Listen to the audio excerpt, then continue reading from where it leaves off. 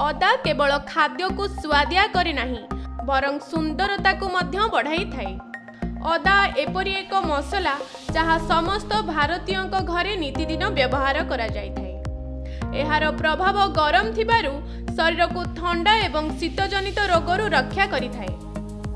एथिरे रहिथिबा एंटीऑक्सीडेंट गुण खाली रोग दूर करि थाए ताहा नुह बरं चेहरार सुंदरता मध्य बढ़ाई थाए। आसंतु जानिबा किपरि अदार व्यवहार कले ब्यूटी संबंधी असुविधा को दूर करा जाय परिबो।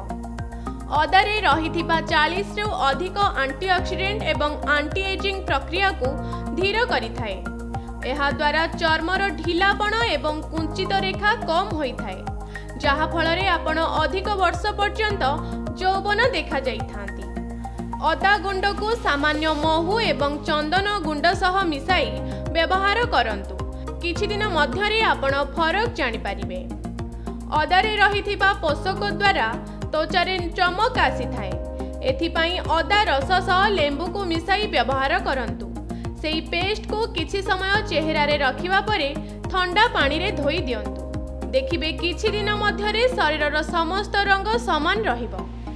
अदारे थिबा एंटी एजिंग गुण पई एहाकु दैनिक खाइबा द्वारा कला दाग दूर होई थाए।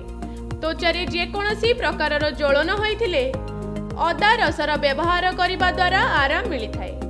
अदार व्यवहार त्वचारे प्राकृतिक गोरापण मध्य आनी थाए।